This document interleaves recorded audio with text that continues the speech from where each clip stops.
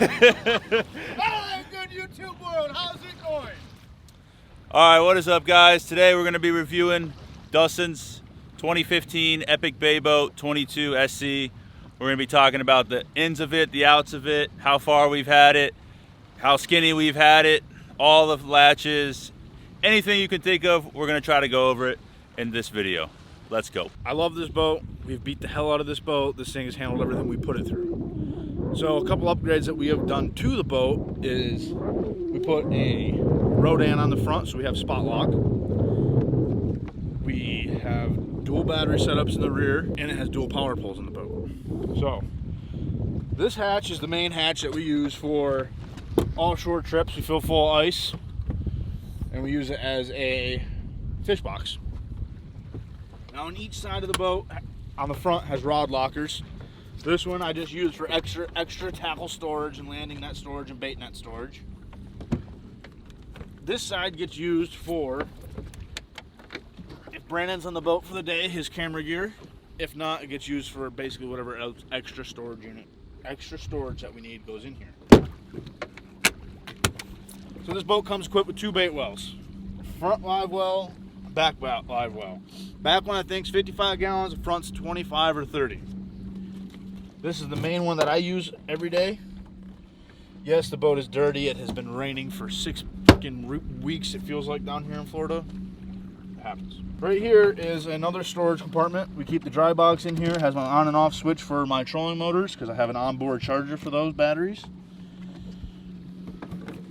Let's make our way to the back of the boat.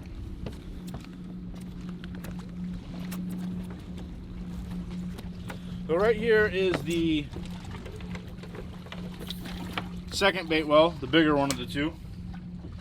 And on this boat, they come equipped with these gas hinges, which help a lot because it keeps it from slamming. Every hatch has them. It's amazing. Love them. On each side of the back bait well, there's seats. Flip open. We call them our fat boy seats because you can fit in there when you're fat really comfortably. It's nice. Back here is where my dual battery setup is that we had installed, and on and off switch. This hatch just goes into the billage underneath and has both of my power pole pumps on it. And then this hatch right here is where we keep the life jackets and the ladder.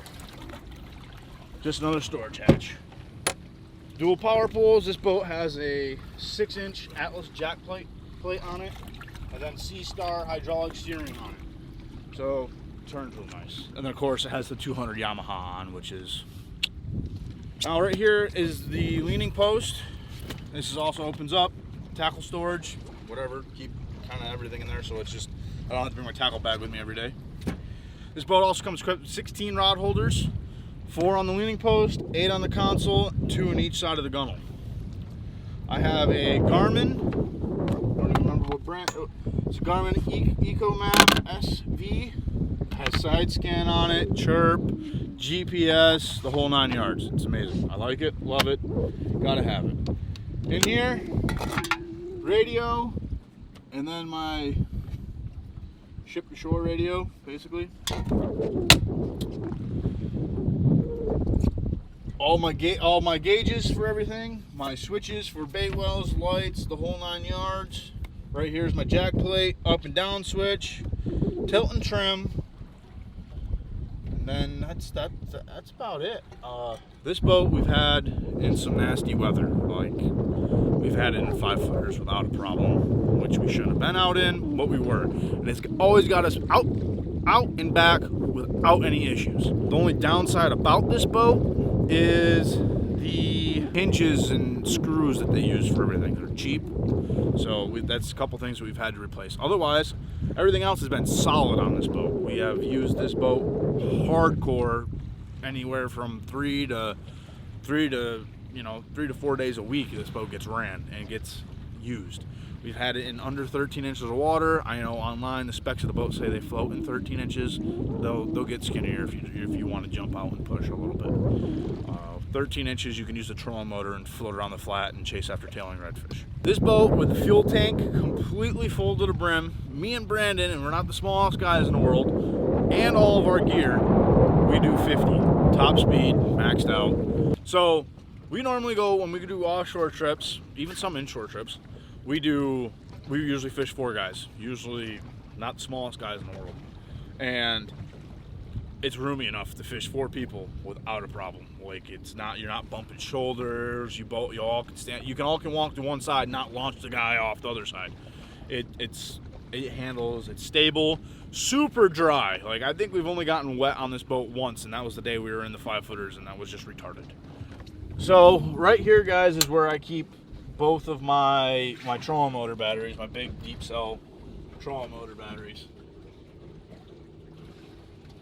It's dirty. Like, we haven't had enough time to clean the dang boat between work and freaking the rain. It's just every time I go to wash it, it freaking pours out. And I got a lot of oak trees around my place, so you wash it, it gets dirty instantly. But I would definitely, if somebody's looking for a first boat, a nice starter boat, I'd definitely recommend an Epic. Like I've said, we've taken this boat and we have stuck it in everything. You name it, it's been there. Backcountry, offshore, everywhere, man. It's been a great boat. All right, guys, so that's a little in-depth review of the Epic Bayboat 22 SC. If you guys have any questions or any additional comments or whatever, just comment down below. We'll answer them. We've been in this boat for just over a year now, and we put it inshore, offshore, you know, like Dustin said, super shallow for redfish or 30 miles out for AJ's, grouper, Goliath. Like, it gets the job done pretty good. So, all right, guys, thank you guys for watching, and we'll see you guys in the next video. See ya.